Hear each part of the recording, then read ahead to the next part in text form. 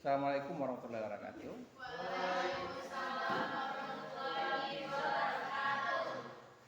Ini kita kuliah tak lama. Pokoknya nak sampai plastik minuman itu habis. Kita udah selesai kuliah. Ya, minumannya habis tapi plastiknya nggak ada. Oke, kita belajar apresiasi puisi. Ini pertemuan yang ke-8. Oh iya. Sudah siapa yang sudah siap tugasnya? Belum. Nah, bagi yang belum sadar diri, ini kuliahnya apa? Ya kalau nggak sadar diri, hari Senin, kalau hari Sabtu mungkin tutup, hari Senin itu ada rumah sakit di depan itu, supaya jangan terlambat pagi-pagi daftar, ya supaya antriannya lebih cepat. Baik, kemarin kita belajar tentang puisi berpola. Saya sengaja mencari sistem pemahaman Anda tentang puisi berpola ini agar lebih sistematis. Udah buat diagramnya belum? Belum. Diagramnya udah buat belum? Belum. Berarti belum mau pintar. Kemarin tuh ada satu lokal yang buat diagramnya di apa tapi salah. Ya, sudah saya sebutkan namanya. Itu yang pertanyaan yang membuat tapi salah, lalu saya telepon. Saya nggak mau komentar di konten dia. Saya bilang konten kamu ini salah. Jadi saya berusaha tidak memalukan mahasiswa. Begitu. Oke. Nah, ya kalau Anda ingin menguasai puisi berpola itu segera, karena itu bukan kepentingan saya. Kalau saya tidak tanpa buat diagram itu saya hafal. Oke, paham? Supaya lebih sistematis Anda memahaminya. Jadi, kenapa? Karena kalau kita menguasai pola baris atau pola lariknya puisi, kita sudah punya modal untuk mengkritisi pola baris atau pola larik puisi karangan siapa saja. Ya, sudah punya modal kita. Bisa jadi nanti Anda menulis tentang skripsi pola baris dalam puisi siapa gitu. Puisi Khairil kah, puisi Hamzah kah, itu Amir Hamzah kah, ya puisi Starji kah. Nah itu gunanya. Tapi kita harus menguasai dari pola satu baris sampai pola 14 baris. Yang kemarin kita katakan itu soneta. Ya, harus apa? Apa saja yang puisi yang pola satu baris, apa saja yang 2 baris, apa saja yang 3 baris, sampai yang 8 baris stanza, terakhir soneta. Paham? Nah, paham tidak paham saya tetap jalan. Karena materi saya harus jalan juga, ya. Ya, saya tidak mau juga masa bodoh, ya. Anda harus masa bodoh, harus masa pintar. Bukan merasa pintar, tapi harus masa pintar. Oke? Nah, berarti kita masuk ke tahap kedua, puisi tidak berpola. Yang namanya tidak berpola, tidak ada acuannya. Nggak ada acuannya. Apa ciri-ciri khas puisi tidak berpola? Ya nggak ada acuannya. Nggak ada acuannya. Nah, puisi tidak berpola itu muncul pertama sekali ketika angkatan 45. Itu ketika Khairil memproklamirkan namanya puisi bebas. Puisi bebas itu artinya puisi itu tidak terikat dengan pola apapun. Pola rima, pola larik, pola bait, pola jumlah kata, suku kata, tidak ada terikat. Jadi mereka Khairil tidak mengacu ke itu. Karena itu dibuktikannya, ya di puisi Khairil itu ada yang satu baris hanya satu kata. Sebelumnya tidak ada. Anda baca surah Al-Baqarah 23. Ada 2 kata. Tapi Pak, tadi Bapak mengatakan kita perlu menguasai puisi berpola. Gimana kita mengkritisi itu dengan dasar puisi berpola? Nah, berdasarkan itu kita tahu sebebas-bebasnya dia pasti ada pengaruh secara tidak sadar pengaruh. Ya. Tidak ada kebudayaan itu tidak saling mempengaruhi. Apalagi puisi berpola itu udah duluan berkembang sebelum puisi tidak berpola itu muncul. Puisi tidak berpola atau puisi bebas itu ketika tahun 45, katakanlah 43 munculnya, katakanlah 40, 1940. Tapi sebelum itu yang dikenal oleh masyarakat adalah puisi yang berpola. Otomatis itu ada pengaruhnya. Oleh karena itu kalau kita misalnya mengamati puisinya Khairil, contoh puisi Aku kalau sampai waktuku, ku mau tak seorang kan merayu, tidak juga kau, tak perlu seduh-sedan itu. Dari sini saja kita, ya meskipun kita hanya mendengar, itu kayaknya rima akhirnya sama. Benar? Serangkai. Atau dikatakan lain, a. Nah, mengingatkan kita pola syair yang serangkai itu. Artinya apa? Secara tidak sengaja atau sengaja tidak sengaja yang mempengaruhi sajak akunya Khairil itu adalah syair. Jadi pola syair itu, pola rima syair itu mempengaruhi sajak itu. Nah, argumen kita di situ, polanya itu sama. Oke? Itu dari segi rima akhir. Dari segi baris kita hitung.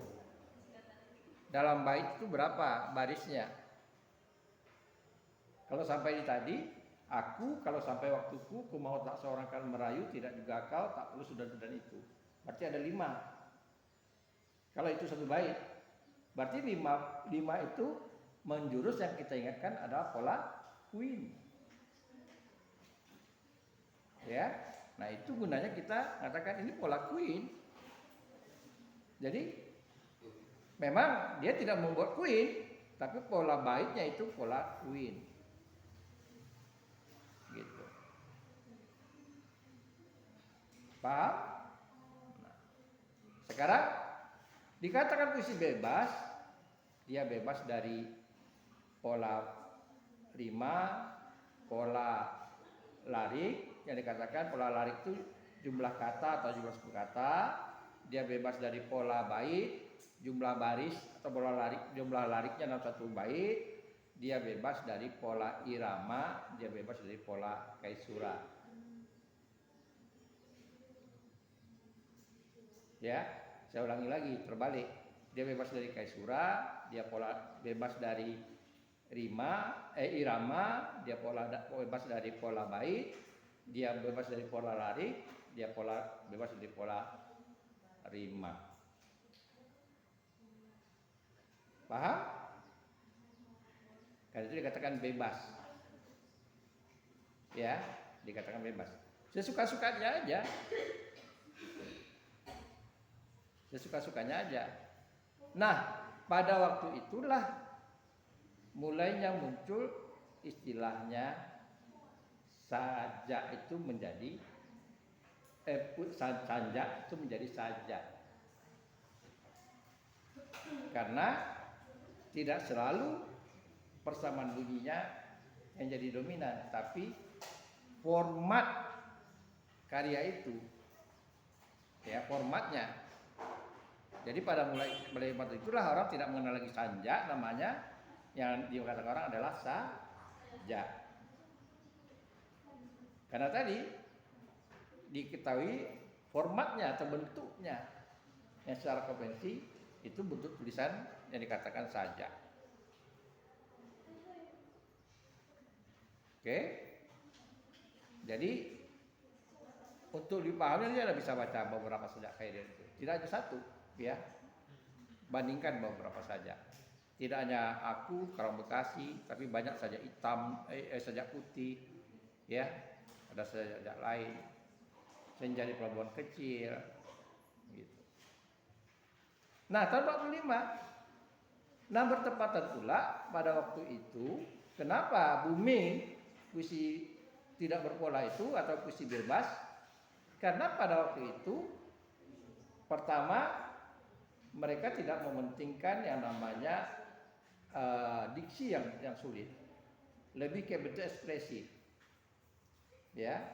Jadi tidak ada simbolisnya, lebih ke ekspresif, aliran ekspresif yang tampil pada itu. Apa yang dirasa itu yang dikatakan. Kebetulan pula waktu itu kita baru merdeka, jadi euforia itu yang membuat bentuk puisi bebas itu subur. Oke, jadi bentuk itu yang membuat bentuk puisi bebas itu berkembang. Ya, sampai tahun 80-an. Jadi dari 45 sampai 80-an, 35 tahun.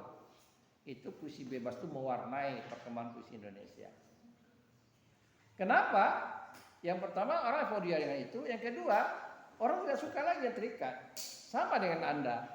Ketika Anda dulu jadi siswa SMA, kepengennya kan cepat-cepat jadi mahasiswa. Yang pertama sekali apa? Mahasiswa itu enak loh, tidak pakai seragam, bebas,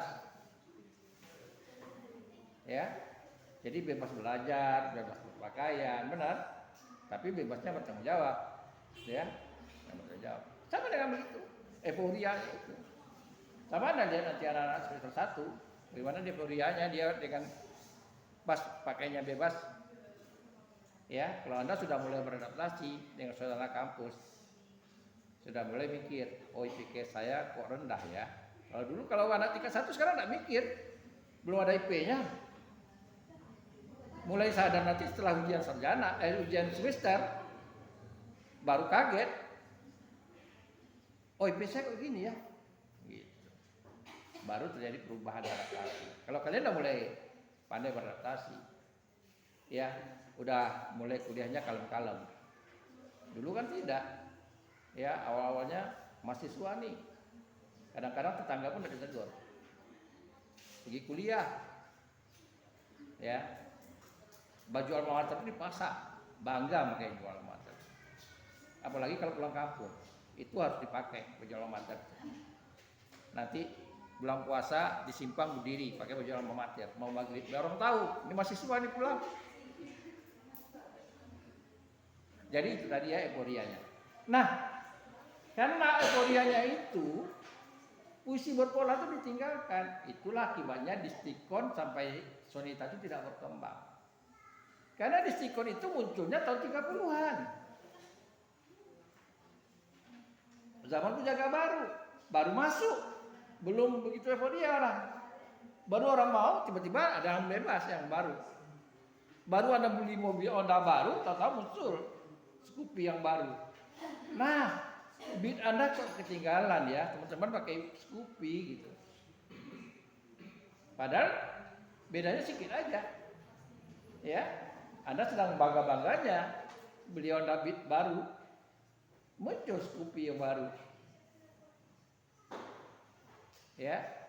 Nah, seperti itulah kira-kira. Jadi euforia itu yang membuat secara logikanya itu yang menjawabkan puisi berpola yang muncul kemudian, ya, yang muncul kemudian itu tidak berkembang dari distikon, terjena, kuatrin, kuin, sestep, setima, stanza sampai soneta. Orang baru memahami karya itu. Karena itu dalam karya-karya sastra jarang kita jumpai. Karena orang baru memahami aja. Sama dengan sekarang ini. Kita kan belum semuanya tahu dengan Honda listrik kan, mobil listrik. Ingin tahu gimana akinya, kan begitu. Bagaimana ngecasnya, iya. Baru tahu, gitu. Jangan-jangan nanti baru tahu kita mau beli apa mobil Honda listrik, atau ada Honda yang pakai solar, matahari. Nggak tahu kita. Seperti itu. Jadi itu tadi, kenapa kalau ditanyakan kenapa Pak puisi ini tidak cepat berkembang? Tahun 30-an muncul, tahun 40-an. Hanya 10 tahun.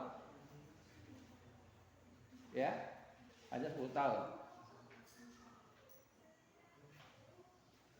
Nah, tahun 80-an atau kata 45 itu munculnya puisi bebas atau puisi tidak berpola. Tahun 80-an baru muncul lagi puisi baru namanya puisi mantra. Puisi mantra itu pun tidak semata-merta diterima oleh orang. Sutarji sudah baca 2 tahun kredonya, usia dia baca kredo, baru orang mulai memahami, oh ini yang dimaksudkan Sutarji itu. Selama 2 tahun itu pun dia berkali-kali mentas.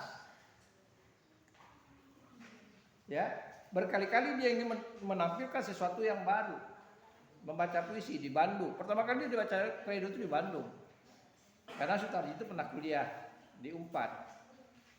Dia pernah kuliah di Unpad, tapi nggak selesai. Kalau tidak salah dia kuliah di hukum. Sampai tingkat 3 berhenti dia. Gitu. Nah, setelah orang paham euforia puisi Khairil itu, orang boleh tinggalkan tahun 80-an. Anda lihat di puisi tahun 80-an, muncul puisi mantra. Ya. Nah, di samping puisi mantra itu, tapi tidak se-euforianya puisi bebas, puisi Khairil, karena pada masa itu muncul juga puisi W.S. Rendra yang sifatnya protes. Yang dikatakan orang puisi pamflet. Karena W.S. Rendra itu sempat pada Orde Baru dilarang dia tampil oleh pemerintah zaman Soeharto. Karena dia mengkritisi. Rendra ini dia sudah muncul tahun 66, tapi lebih dominannya tahun 80-an itu. Ya. Nah, pada masa itu kalau Anda tahu tahun 80-an itu di lagu itu ada lagu Iwan Fals. Iwan Fals itu tenar-tenarnya karena puisinya juga, lagu-lagunya juga mengkritisi itu pemerintah. W.S. Rendra bahkan ada bukunya dilarang terbit. Kumpulan puisinya, judul buku kumpulan puisinya Potret Pembangunan dalam Puisi. Jadi gemanya puisi bebasnya Khairil tidak terkalahkan oleh puisi mantra. Karena orang masih memahami puisi mantra itu. Tetapi puisi mantra itu ada sesuatu yang baru yang ditampilkannya. Dalam unsur intrinsik puisi dikenal namanya tipografi. Jadi tipografi itu baru masuk dalam unsur intrinsiknya puisi tahun 80-an. Ya. Jadi unsur intrinsiknya tipografi itu tahun 80-an baru di dalam teori masuk unsur tipografi itu. Jadi ada 2 unsur yang hilang. Bukan hilang artinya tidak disebutkan lagi dalam teori unsur intrinsik, yaitu irama dan kaisura. Ada unsur yang baru namanya tipografi.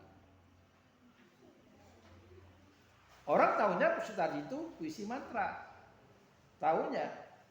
Tapi setelah kita analisis, kalau ada analisis, Sutarji itu menampilkan puisi itu dalam 2 dimensi.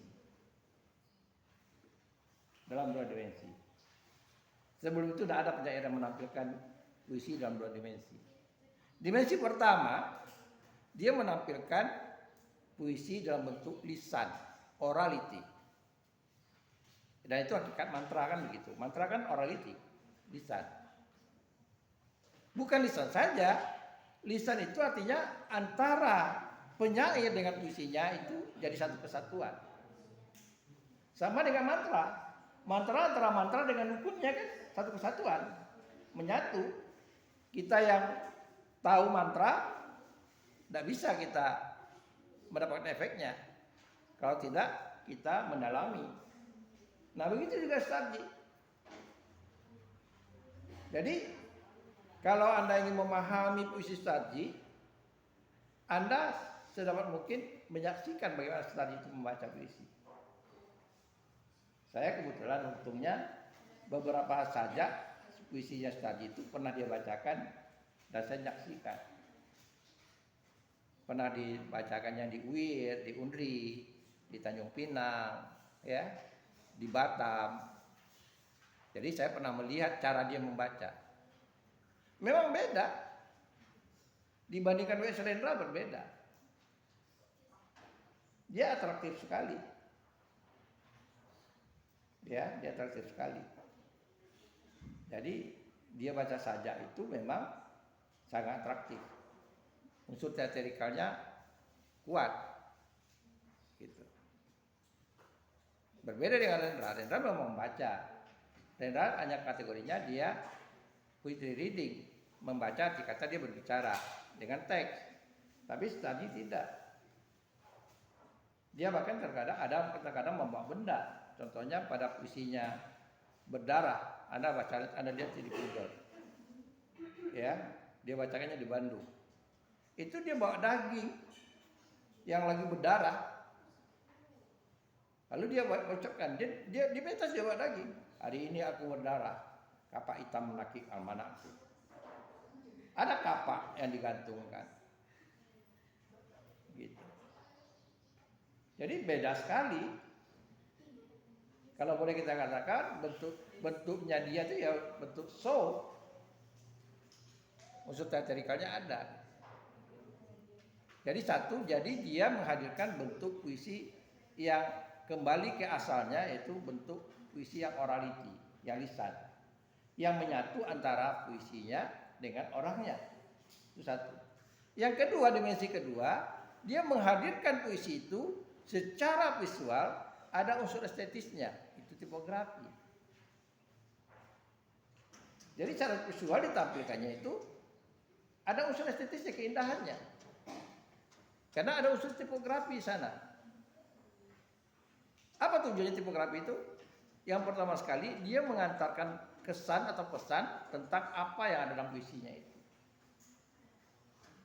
Meskipun tidak secara terang-terangan. Anda baca tragedi Cika dan Winka itu kan, kalau tidak dijelaskan Anda tidak tahu. Kok zigzag kayak tangga. Saya kebetulan dapat penjelasan dari beliau. Oh, ini yang dimasukkannya. Jadi yang dimasukkannya bahwa orang itu kawin berkasih-kasih itu bisa turun naik, ya, tidak semuanya mulus gitu. Gitu. Jadi itu dua dimensi itu yang dilakukan tadi itu. Ya, jadi bedanya dengan Khairil begitu. Kalau baik Khairil, puisinya itu lebih ke bentuk tulisan, literasi. Bentuk literasi. Gitu. Tapi kalau Sutarji sebenarnya dia lebih bentuk ke orality. Puisinya satu dimensi orality, sisi lain bentuknya ke visualisasi. Visual, bentuk visualnya. Gitu. Nah, berapa lama perkembangan puisi mantra ini? Boomingnya ya setelah Sutarji itu muncul puisi terakhirnya. Dan puisi itu Anda bisa baca di Oamuk Kapak, kumpulan puisinya. Dia rupanya tidak bisa mempertahankan konsistensinya terhadap kredonya. Muncullah puisi walau yang orang buat kaget. Orang katakan Sutarji tidak konsekuen lagi. Nanti kita baca, nanti kita lihat lagi. Nanti dikatakan begini, walau penyair besar takkan sampai ke batas Allah. Dulu pernah ku minta Tuhan dalam diriku, sekarang tak, dan seterusnya. Dan itu konsep puisinya itu lari ke bentuk puisi Khairil. Ya, jadi dia tidak bisa mempertahankan kredonya. Nah, booming itulah kita tahun 90-an. Akhirnya sampai sekarang tahun 2020 orang mulai lagi berkembang tuh puisi gayanya Khairil. Padahal di sekolah, di kurikulum puisi mantra itu belum mendalami. Kalau Anda baca kurikulum K13, baru sifatnya pengenalan. Mengenalkan, kalau guru-guru itu mengenalkan. Karena itu guru-guru juga tidak paham dengan puisi mantra itu. Baru pada setakat mengenal atau mengalami. Anda baca kurikulum K13. Belum bentuknya keapresiasi. Apalagi puisinya Khairil itu, apa dikatakan oleh Gunawan Muhammad, itu kategorinya, kalau menurut Gunawan Muhammad, puisi gelap. Puisi gelap itu gini, puisi yang sulit dipahami amanatnya. Bukan tidak ada, dia kental sekali unsur bunyinya. Kalau Anda baca di Herman Juwaluyo itu membandingkan Amir Hamzah, Khairil, dan Sutarji. Ditandakannya dengan huruf A. Ya, jadi A kapital dan tidak, hanya untuk menggambarkan aja. Dan dia di bukunya Herman Juwaluyo. Menurut Herman Juwaluyo, keseimbangan antara utile dan duke itu di Khairil lebih mementingkan pesan, ya, kurang tentang keindahan. Di Sutarji terbalik, lebih mementingkan keindahan, akhirnya pesannya itu kurang atau kabur. Sementara Amir Hamzah kedua-duanya dipentingkannya. Karena itu Amir Hamzah itu tidak terkalahkan, dia sebagai raja penyair Pusaka Baru. Oke. Jadi kalau Anda katakan, kita buat kesimpulan sekarang, kalau dikatakan puisi bebas atau puisi tidak berpola, hanya dua pola yang tidak berpola tuh. Pengaruhnya Khairil dan pengaruhnya Sutarji. Jadi setelah Khairil, yang bisa mengubah puisi, yang pernah mengubah puisi Indonesia itu adalah Sutarji. Karena itu dia dengan bangganya mengatakan, saya presiden penyair Indonesia. Karena sebelum itu tidak ada orang mampu membuat terobosan seperti Sutarji. Sampai sekarang, walaupun dia hanya bertahan, sekarang kita tidak menjumpai lagi puisi-puisi mantra itu. Jarang kita menjumpai. Orang kembali ke pola-polanya Khairil. Gitu. Kalau zamannya dia, ada pengekornya. Penyair baru juga banyak. Salah satu diantaranya yang sama dengan dia itu Ibrahim Sattah. Ada juga penyair, juga polisi, namanya Winolde Sapinal. Pola-pola puisinya seperti itu. Seperti Khairil, Sutarji.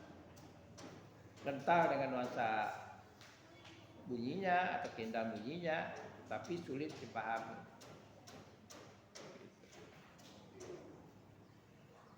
Ya, jadi itu. Cuma sekali lagi saya katakan, karena kita sudah menguasai puisi berpola, bukan berarti puisinya Sutarji itu tidak terlepas dari pengaruh itu. Paham? Nah, untuk lebih pahamnya, Anda sebelum kita masuk ke kita bandingkan nanti, Anda cari puisi Khairil selain dari Karawang Bekasi dan puisinya aku. Selain dari itu, contohnya puisi doa, Anda baca, ya, Anda baca dulu, lalu apa yang bisa Anda kritisi. Anda sudah punya modal tentang puisi berpola. Nah, Anda baca puisi doanya Khairil, karena ya Amir Hamzah juga ada menulis puisi doa juga. Khairil juga menulis puisi doa. Khairil juga menulis puisi tentang kepada peminta-minta. Ya. Nah, coba cari dulu puisi doa, Anda pahami.